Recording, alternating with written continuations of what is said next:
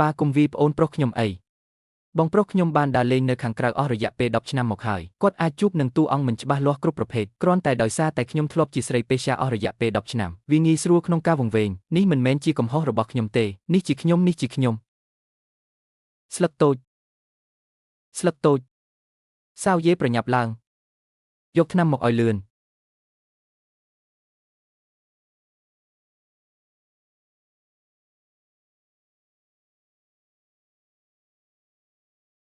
អ្វីតើអ្នកកំពុងឈរនៅទីនោះដើម្បីអ្វីប្រញាប់ឡើងហើយទៅបន្ទប់ក្រោមដេកមួយរយៈតើអ្នកកំពុងធ្វើអ្វី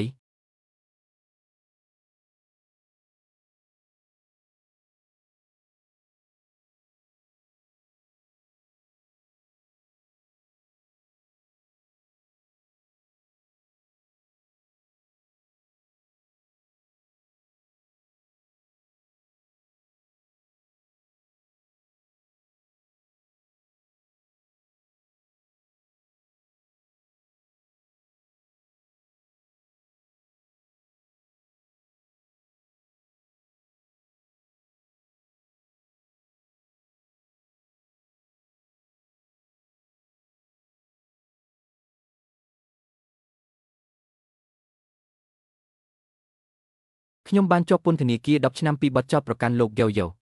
គាត់បានញ៉ាំនំប៉័ងពោតអស់រយៈពេល10ឆ្នាំឯងកំពុងតែបង្ករឿងរញ៉េញ៉ៃអ្វីម្ល៉េះបង្កង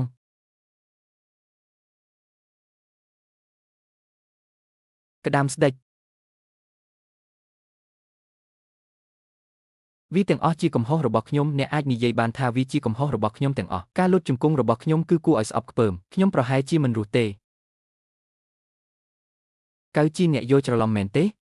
តើអ្នកពេញចិត្តតែប្រសិនបើអ្នកមិនសម្លាប់ប្អូនប្រុសរបស់អ្នកទេជីងគឺខ្ញុំសូមអង្វរអ្នកទៅបន្ទប់ក្រោមដីហើយប្រាប់ពួកគេពីគំនិតរបស់អ្នកសូមពិចារណាវាសម្រាប់ប្រយោជន៍របស់គ្រួសារនេះកៅជីនស្ដាប់ខ្ញុំសិនទៅពួនក្នុងបន្ទប់ក្រោមដីសិនយើងនឹងនិយាយអំពីវានៅពេលក្រោយកុំធ្វើឲ្យម៉ាក់និងម៉ាក់អ្នកពិបាកចិត្តអីឥឡូវនេះតើខ្ញុំគួរធ្វើអ្វី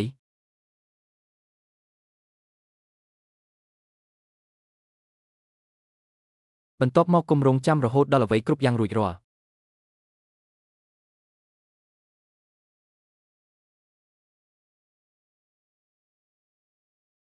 កៅជីអ្នកទើបតែត្រឡប់មកវិញបាន3ឆ្នាំប៉ុណ្ណោះអ្វីដែលត្រូវជ្រើសរើសនៅក្នុងតំបន់ពន្ធនាគារអ្នកគិតថាខ្ញុំបានទៅសិក្សានៅបរទេសមែនទេនោះជាគុកដ៏ឃោរឃៅតើខ្ញុំត្រូវរៀនអ្វីឲ្យពូកែម្ល៉េះខ្ញុំភ្នាល់ថាអ្នកនឹងជាប់គុក10ឆ្នាំតើអ្នកភ្លេចច្បាប់របស់យើងតាក់ទងនឹងតម្លៃខ្ពស់ហើយឬនៅអ្នកថែរក្សាផ្ទះសូមបន្ថែមចេញជីអ្នកគួរតែប្រញាប់សុំទោសហើយចុះមកវិញកុំល្ងងអីស្ទីលបែបនេះអាចសម្លាប់មនុស្សបានប៉ាកុំខ្លាចអីបងប្រុសរបស់អ្នកបានជាប់គុកដោយសារតែខ្ញុំគាត់មិនបានស្អប់ខ្ញុំរហូតដល់ស្លាប់ទេប៉ុន្តែដរាបណាខ្ញុំស្លាប់បន្ទាប់មកបងប្រុសបានលះបង់ការស្អប់របស់គាត់ក្មេងល្ងងឲ្យឯងនិយាយអ្វីប៉ាអ្នកស្លាប់ខ្ញុំក៏មិនរស់ដែរអ្នកវីគាត់ត្រឹមត្រូវហើយវាជាឱកាសល្អមួយដើម្បីកែប្រែទម្លាប់អាក្រក់ដែលគាត់បានរៀននៅក្នុងពន្ធនាគារខ្ញុំនឹងពាក់សក់ពាក់នេះនៅថ្ងៃនេះខ្ញុំនឹងធ្វើឲ្យប្រាកដថាអ្នកសុខសប្បាយកែទម្លាប់អាក្រក់មួយចំនួនរបស់ចាស់ទុំរបស់អ្នក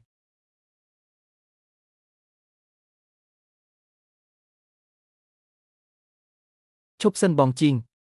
ខ្ញុំសូមអង្វរអ្នកគួរតែលុតជង្គង់សុំទោសពូកៅឥឡូវនេះកុំធ្វើឲ្យគាត់ខឹងទៀតអីតើអ្នកនៅតែហ៊ានសម្លឹងមើលខ្ញុំមែនទេកុំគិតបែបនេះគ្រាន់តែដោយសារតែអ្នកអង្គុយដូច្នេះអ្នកគិតថាអ្នកអាចធ្វើអ្វីដែលអ្នកចង់ធ្វើបន្ទាប់ពីជាប់គុក2-3ឆ្នាំ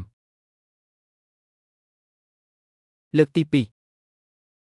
ព្យាយាមបន្តទៀតខ្ញុំមិនទាន់បានញ៉ាំអាហារនៅឡើយទេអ្នកគិតថាអ្នកទីបំផុតបានផ្លាស់ប្ដូរស្ថានភាពហើយមែនទេថ្ងៃនេះខ្ញុំត្រូវអ្នកវាឲ្យចុះចាញ់